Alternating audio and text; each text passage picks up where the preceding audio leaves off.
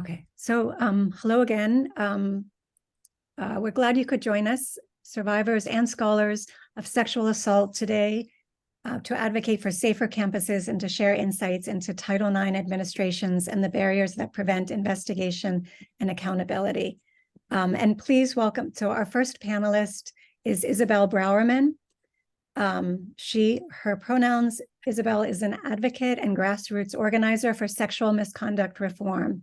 She is a UM alum and a survivor of sexual and psychological abuse while a student. Thank you for having me. Oh, can I tell you a little bit more about you? Sure. Thanks. Isabelle and 7 other known survivors first told their story with the New York Times in 2021 and have since filed lawsuits against both Conforth, a lecturer from U of M, and the University of Michigan. Isabelle is an artist, designer, and writer based in Brooklyn, New York. She's a contributing writer for the opinion section at Hyperallergic magazine. Her recent reporting reflects on her time as a court sketch artist in the trial of Johnny Depp versus Amber Heard, and most recently in the arraignment of Donald Trump. Thanks for being here, Izzy. Thank you for having me. I'm just going to jump in and tell you a little bit about my timeline and my sister survivors' timeline as well. My case is one of many that exemplifies what happens when students are exposed to known predators because the education system fails to protect them. Despite the rebranding, the University of Michigan ran and continues to run an illegitimate Title IX office in which reports are filed, but no meaningful action is taken on behalf of the victim. In 2008, my sister survivor, Catherine McMahon, was harassed and assaulted by former American culture lecturer Bruce Conforth during her time as his student. Catherine knew it was wrong and told her roommate. The roommate's mother was familiar with Title IX procedures and instructed her to keep a paper trail and to report.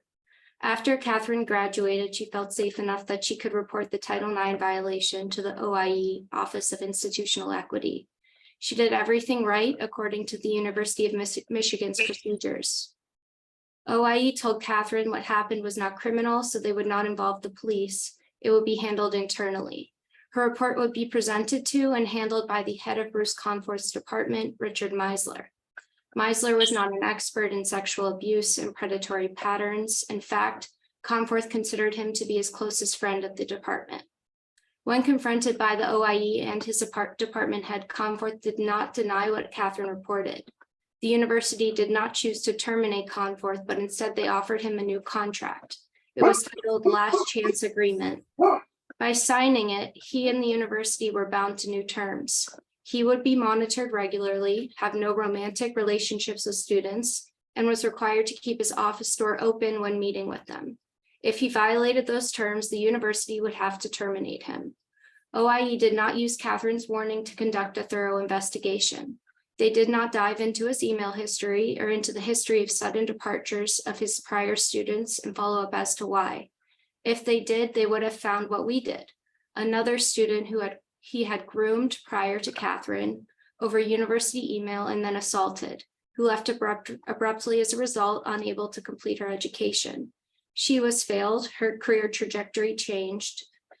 Catherine was failed. Catherine was not the first, but she was gaslit into thinking she had made a big deal out of nothing. After all, he kept his job even after confirming her complaint. OIE intentionally conducted a minimal investigation and attributed his acts with Catherine to an isolated mistaken judgment, rather than a propensity to abuse his power as a trusted educator. They did not look for a pattern. Several years later, I arrived on campus. Bruce Conforth had just won the Golden Apple #1 professor at the University of Michigan. His class waitlists were overflowing. He was curating these waitlists through one-on-ones during office hours, feeding his appetite through personalization of his roster, traveling alone with students on overnight trips across state lines, personalizing his syllabus to groom students through required journal entries he would then respond to privately. He created subtle intimacy traps within his class structure. The first time Bruce Conforth raped me was in his office with a locked door in 2014.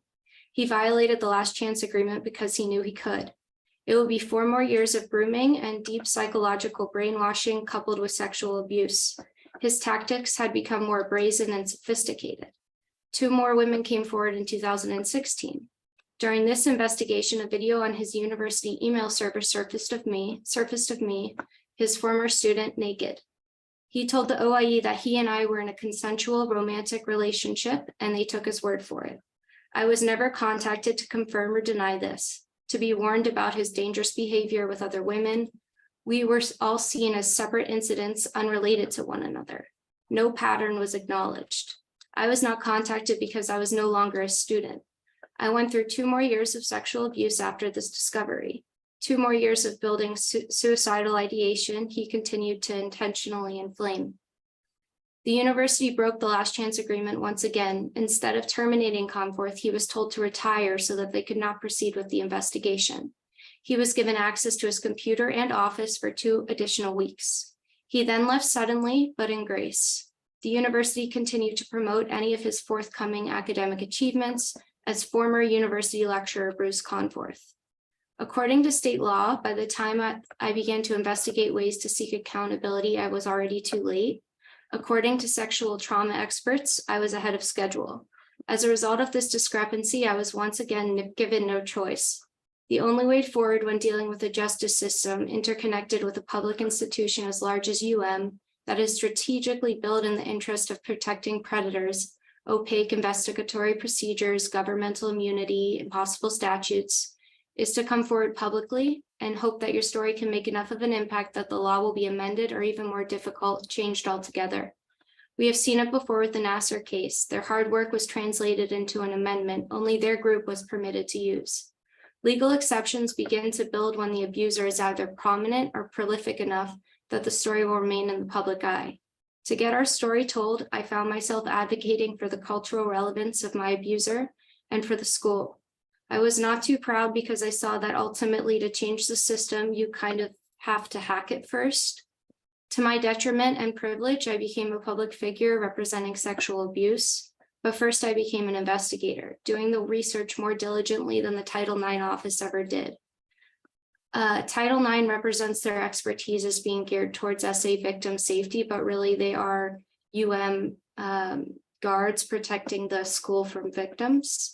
Just like Conforth's predatory behavior, OIE failure isn't a mistake, it's a pattern. After lots of research, I found my sister survivors, 8 known at this point. We pieced together our timelines and built a story, built a solid case for legal representation, presented a solid story worthy of publication. He was coined the rock and roll professor.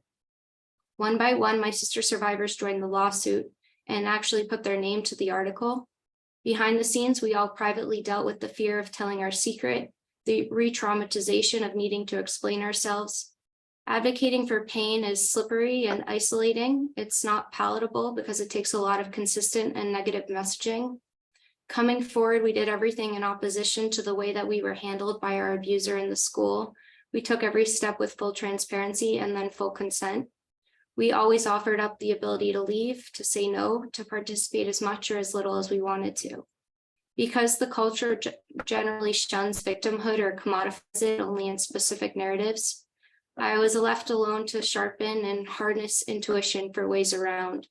I used my imagination to transform anxiety as a means of anticipating opposition so that I could clarify my own arguments when the time would come to defend myself. When I was in the abuse, my way of surviving was to appease, disappear from myself, turn off my mind to stay alive. But once I got free, I had a very valuable wellspring of anger that I could use productively. I learned a lot about building safe foundations based off of my experiences with abuse and the lack of protections we received when coming forward. I was never astonished by the inadequacy of the justice and reporting apparatus as it currently stands, but I was put in harm's way at each official stop. I was asked the wrong questions. I was put into triggering confrontational spaces by so-called experts, sexual experts as educators, doctors, journalists, police, judges. Even despite all of them, I reflect on the privilege I had to do this work, my financial stability to contribute time to research and travel. My whiteness contributed to my lack of hesitation when I did partake in public actions, or when I called the police to open a criminal investigation. Didn't go well, but that's another conversation. University of Michigan and their compromised Title IX officers, state laws, lawyers, lobbyists, judges, together appear tall and powerful, but it's become clear that they have built an outdated wall around themselves. Their lack of transparency is financially wasteful. Their lack of concern is increasingly apparent. Stubborn hiring processes, committee gatekeeping, buried reports. University administrative procedures are unsuitable to the tasks at hand. What I've come to realize about the opposition process is that it takes a lot of creativity and artistry to build a safer world. You're making do with whatever resources are available. You're weaving people together to help spread out skills and time. You're listening and storytelling, but more broadly, you're in a place of intentional building because what you have is not livable. The reactive infrastructures that have been building, like the one in this room, are the future that I want. Informed by vigilant proponents for updated social theories that are nuanced, varied, detail-oriented, inclusive, context-concerned. The truth of grooming and abuse is much more complicated than the roles currently reserved for it in medicine, government, culture, and news. People deserve education and meaningful rehabilitation systems that reflect the complexity of real life. Spaces should be flexible to editing and regrowth, and should always have seats at the table for diverse experiences of every community. In my experience, university leaders listen to us not to help, but to appear helpful. They don't take in our words to implement change, but instead co-opt our words to cosplay progress. In our aftermath, grand initiatives are presented, like the demolition of OIE and the introduction of the ECRT, but we are still being blamed and degraded by university lawyers behind closed doors. After new initiatives are presented, it becomes mighty difficult to gain visibility into whether or not they are actually attached to action, because it is mighty difficult to get a seat at the table. We are shut out during the transformation period because we would be privy to the lack of actual transformation. This is systematic silencing. They are not rebuilding, they are rebranding. Thank you. Thank you so much, Isabelle. Amazing. The valuable wellspring of anger, an incredible way to put this. Thank you. Our next panelist, Wagatwe Wanjuki, is an independent Black feminist scholar with a focus on sexual assault prevention and response through an intersectional lens. As an award-winning anti-rape activist, she worked with other survivors to successfully convince the Obama administration to improve federal enforcement of Title IX. Today, she uses public education and theory to help individuals and organizations learn how to create safer communities. In addition to her independent education work, Wagatwe serves as a research advisor for the Youth Equity and Sexuality Lab at Suffolk University and has been published in outlets such as BuzzFeed News, the New York Times, Cosmopolitan.com, and Essence Magazine. Thank you, and please welcome Wagatwe. Hi, thanks for having me. So I guess I kind of wanted to start off with, I'm a survivor myself, and I've used my experience to sort of guide where I am today. And so I mostly call myself a Black feminist theorist, and it actually has helped me. The thing that's on the flyer, I should say, the thing that's on the flyer, right, that says the first step to ending sexual violence is believing survivors. And I actually have a little bit of a different take now. I think when I did that op-ed, that was when I was young. I was a young activist. I was just out of college. I think this was before I really learned how structures and institutions and systems can really play a part in maintaining the status quo. So while I do believe that believing survivors is very important and it's like integral to our health, I think it also hides how many of the people who cause us harm, many of the institutions that cause us harm actually do believe us, but our system, our society is structured in a way that it's a lot easier to betray us. It's a lot easier to maintain the status quo than to go against the grain. And I think that was something that was really came to fruition, like really became clear to me, especially around the Brett Kavanaugh trial. I genuinely believe a lot of those people believe that she was sexually assaulted, right? But our systems, our political system, our government, the way things are funded, everything just made it easy to pretend that one woman was making it all up, and not even just the one woman that testified, but everyone else. And so when I was thinking back about, I have reported sexual violence to different organizations and institutions over the course of my life. And the most fair process I had was actually involved with somebody where I was like, thank you for believing me. And the person said, oh, it's not about believing you or not. It's about just doing the right thing. It's about following procedure. And that, I think in the moment, my feelings are hurt a little bit. I'm like, what do you mean you don't believe me? But now, after I have had a lot of more distance, I think that is the way to go. How do we create fair processes where it doesn't matter, where even the person who's investigating you doesn't believe you, you still have a fair shot? And I think that's really where I think we need to come together with like shared values and these sort of things. And so when I think about believing victims, I also want to get into the idea of credibility, right? We very much are like appealing to institutions, right? What does credibility mean? Ultimately, it's about, do you think that this person, this victim, will get a conviction? How likely is that? We know that less than 1 in 100, right? Less than 1 in 100 sexual assault survivors will ever see their assailant go to jail. And so when we're doing these sort of measurements according to the systems that are oppressing us, I think we kind of almost miss the point. And the idea of intersectionality, I was drawn to feminist theory because as a Black woman, as a Black survivor who's also a first generation American, my experience with sexual violence was very different from other survivors I worked with, that I did activism with, who were also white, may have class privilege, and I needed something different. And it was not just about, we need to think about the ways that like our different experiences, our different needs, and the way that we're treated differently by institutions, because we have to acknowledge that higher education they are political institutions, right? They are meant to maintain the status quo. And many of them begrudgingly are trying to obey, civil rights law like Title IX when we come forward. And so I think we need to do a little bit of a shift where instead of catering to institutions, understand how even the definitions that we use, like I said, like credibility, accuser, where we're sort of making the victim someone who is doing the harm, right? Their identity is about the fact that they spoke up, not that they've been victimized. How does our language and the way that we talk about institutions and navigate those things actually are part of the rape culture that is the root of the harm, right? That allowed us to be victimized in the first place. And so thinking about the culture of disbelief and understanding that something I often say is that rape is a form of oppression, right? And it's a mechanism by which individuals or groups can gain, they can express and maintain dominance and power over others.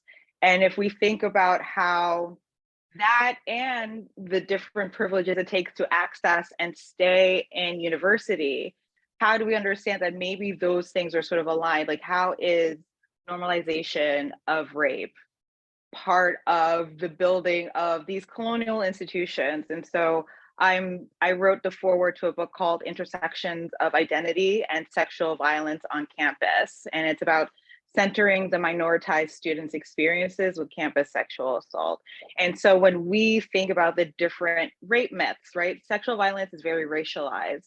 It's very classed. It's not just about necessarily gender. So what do we do when we take all the history that comes to account, where yes, rape victims are seen as not credible, but what does it mean to me as a Black woman when me just being a Black woman in and of itself deems me incredible before I even report that I've been victimized?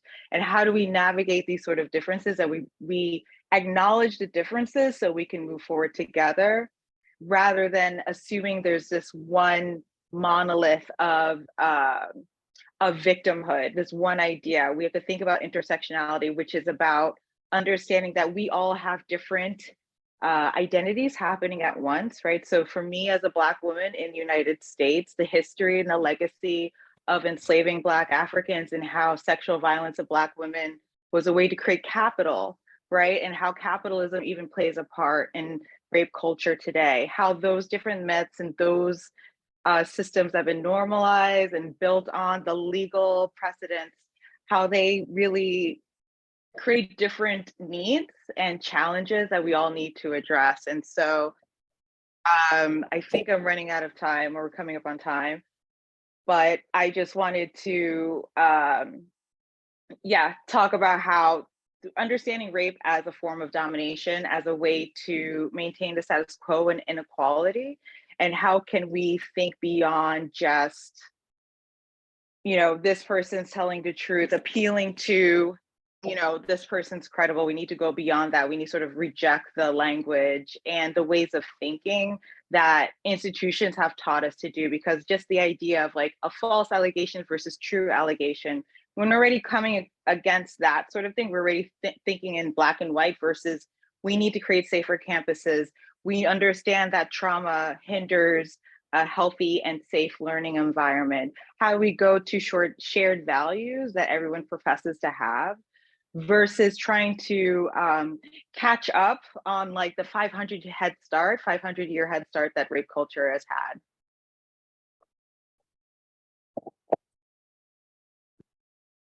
Thank you so much.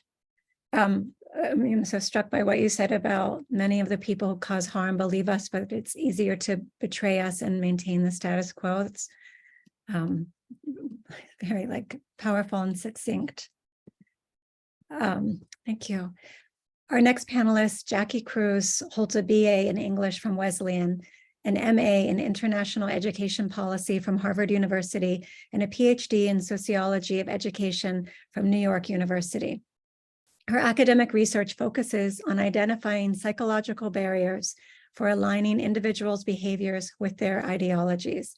She has explored this through research on University Title IX administrators' experiences creating and implementing Title IX policies. Her dissertation won the Outstanding Dissertation Award at NYU Steinhardt and was supported by the American Association of University Women. Please welcome Jackie Cruz. Hi, everyone. Thank you for having me. I wanted to start by just talking a little bit about how I came to my work and my research. And I was sexually assaulted in college, and this was pre-Obama era Title IX. And so it was a really, I didn't know that there was this thing called Title IX when it happened. And like many students, I felt very betrayed by my university when I went to them, and I felt that I was treated pretty terribly. And that experience really motivated me to become more of an activist in thinking about sexual violence and higher education. And so I worked as a rape crisis counselor. I started joining groups, and then I became an administrator myself. And something that I noticed when I became an administrator, when I was working in colleges, was that many of the people that I really respected, many of my mentors, when it came to the issue of sexual violence, they were not really doing such a great job. They were really not doing a good job at all. And I also noticed that I felt pretty conflicted sometimes with my own activist background and then the pressures that I felt as an administrator. So when students would come to me to talk to me about, a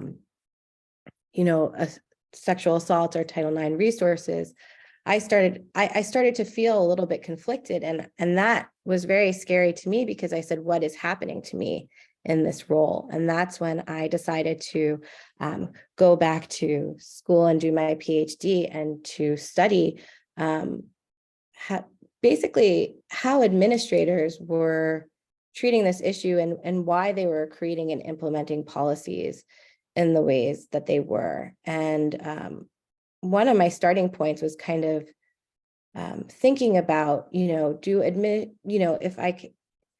was thinking if administrators go into this work, right? I don't think when administrators start this work, their thought is, how can I be the worst administrator possible?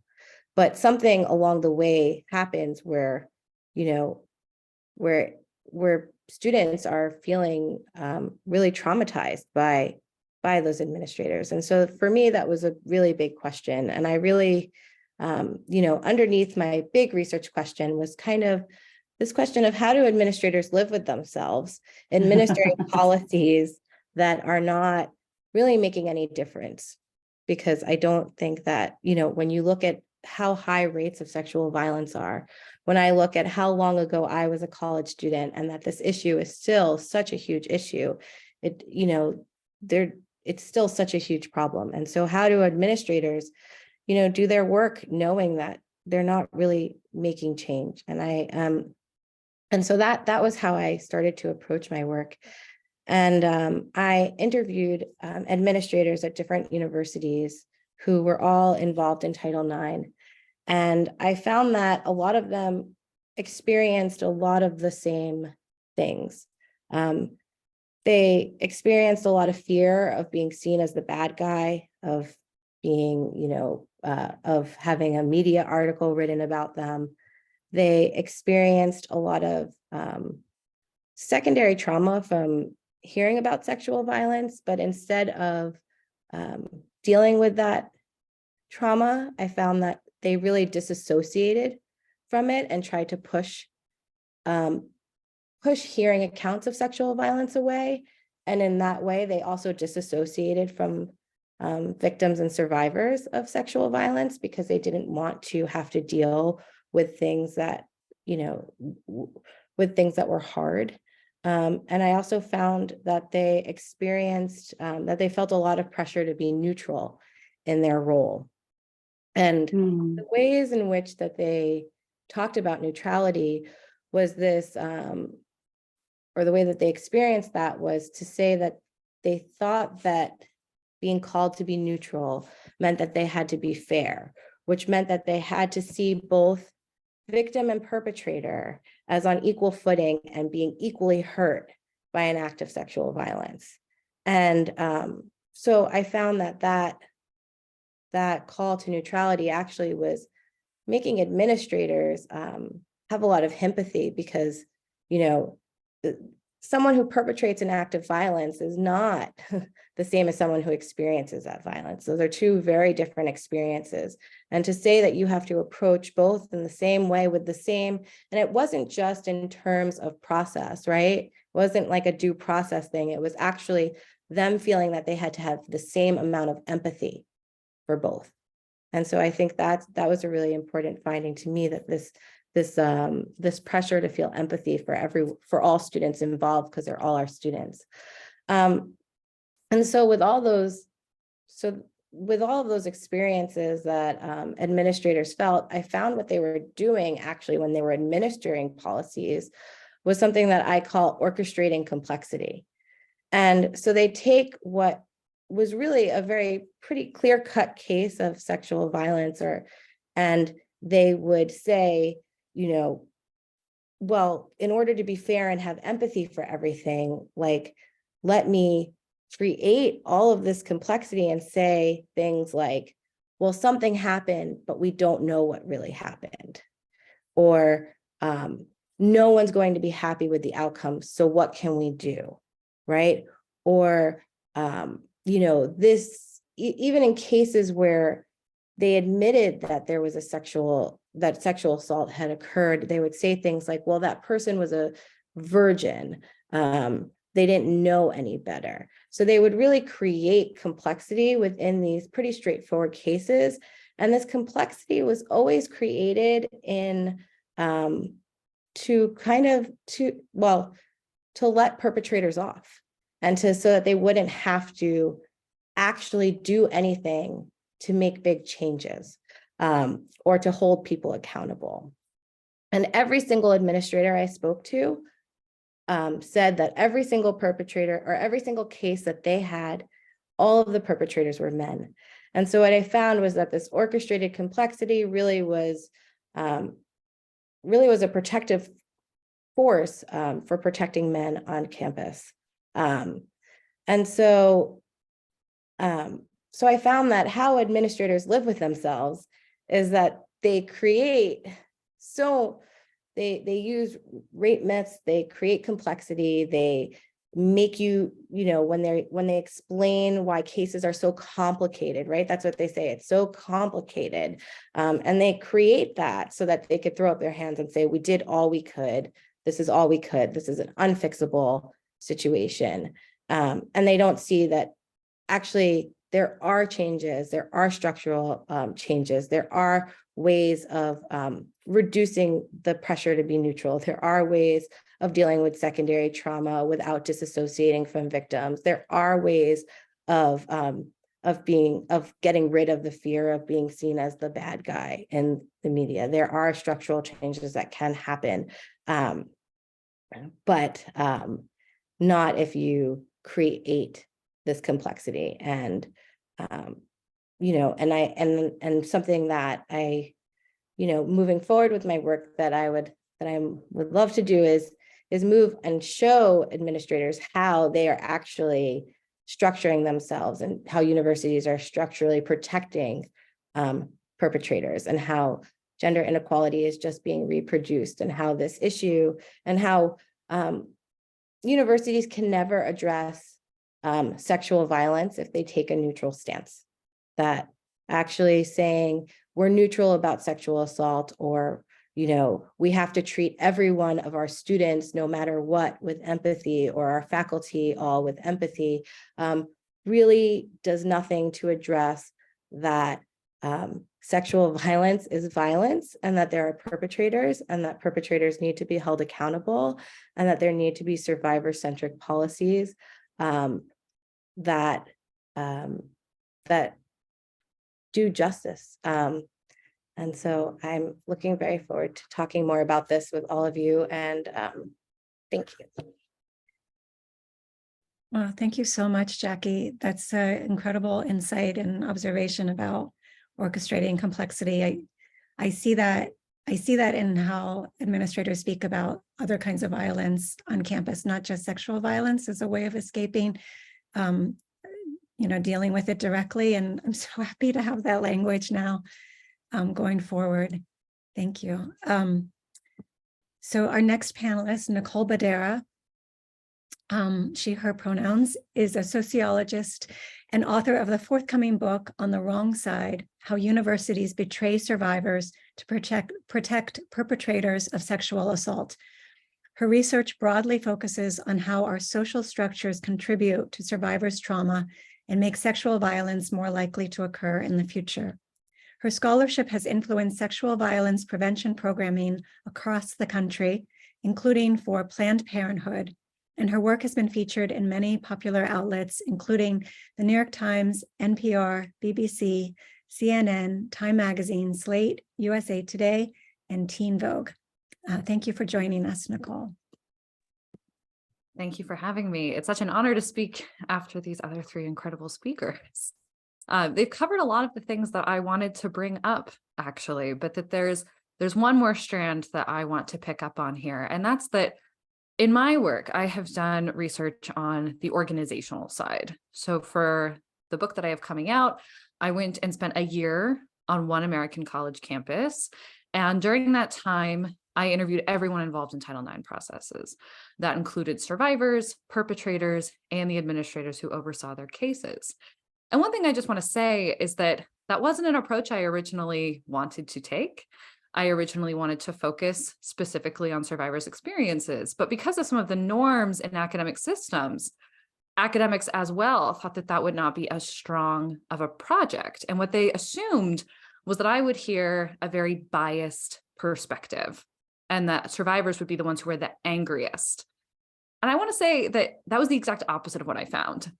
When I was in the field, I found that survivors painted the rosiest possible picture of how the Title IX process operated, because they had this tendency to give the benefit of the doubt and empathy and compassion to the administrators who had betrayed them.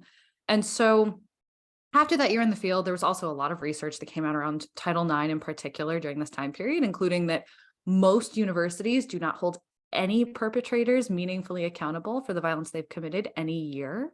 The average university, there's a study that found that the average university in the state of New York expels an average of one perpetrator every 3 years for gender-based violence, which is exceptionally low, considering it's not low in comparison to other states, but it's low considering how common sexual violence is on our college campuses.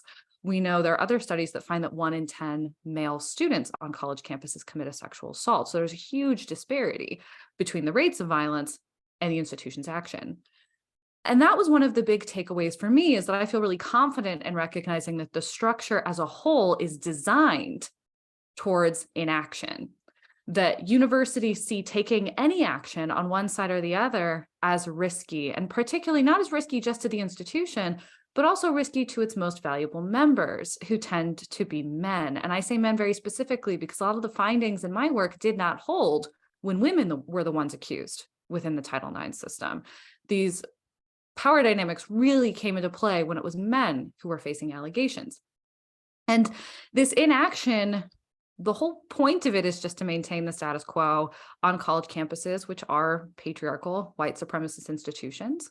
And looking the other way, refusing to take one side or the other, as Jackie mentioned, the sense of neutrality, was the way these institutions would say, well, you can't get upset when we've done nothing. But actually, the research is really clear that an institution, especially a trusted institution's unwillingness to intervene, is itself a form of harm, and it causes trauma in survivors that's equal to the trauma of a rape itself. So I just want to give a couple of examples of some of the places that this comes up, but there's one that's really obvious, and that's that survivors don't really get anything from coming forward. They're treated as evidence. They're treated as someone who should be making sacrifices for the good of other women on campus. And again, I say women very specifically here, or queer or trans or non-binary people too. But there's a sense of you need to sacrifice yourself for the good of others, but that if you get anything from coming forward, that would encourage bad behavior. This is some neoliberal thinking that isn't reflective of how survivors actually make decisions about whether or not to come forward, but something that I really think we should do to shift the discussion around sexual violence on campus is to do something to reward survivors and to make sure that they are getting the assistance they need. One of the things that I found in my research is that when survivors come forward, some are concerned about consequences for their perpetrators and protecting other victims. This is absolutely true. And if consequences are done in a timely manner, they can make a big difference in a particular survivor's education. For example, if your advisor, we have a strike from GEO right now, and one of the main issues that they are striking over is abuses of power by faculty to graduate students. And if we were to have a Title IX system that very quickly removed someone who's acting abusively from a department, that could make a big difference in the victim's educational trajectory, that they would be able to more fully engage in their educational space without fear of retaliation, without fear of running into someone who had caused them harm, without fear of damage to their reputation, because there are so many rumors swirling about what took place. But instead, the systems that we have, which are focused on inaction, would just take that information from a survivor and let all of those additional harms come out as a normal part of the reporting process. One of the things that we should be doing instead is recognizing that this type of violence, it actually is a way of perpetuating inequality, like Wagatwe mentioned. And in educational spaces, we know that survivors of sexual assault have lower GPAs, they're more likely to drop out, and they struggle to fully participate within the educational systems that exist. So one of the things that I really like to think about is how can we create a Title IX system that will actually advantage victims to repair the harms that have been done from the violence itself. So for example, again, I want to use this GEO example because it's just so obvious for the University of Michigan right now. In a lot of STEM majors, your funding is tied to the grant from the specific professor you are working with. And so if you want to switch advisors, you need time for a new advisor to be able to think through how to get you grant funding to cover your stipend. And if you can't do that, then very often victims find themselves needing to drop out of school because they can't afford to stay. So one of the clear, tangible benefits that survivors need, and that in some parts of the University of Michigan, they're offered, not all, but in some parts of the University of Michigan, there's funding available for students that are switching from an abusive advisor to cover that gap. So that coming forward, whether or not they come forward, frankly, they'll be able to avoid some of the damaging components of sexual violence within this organizational context.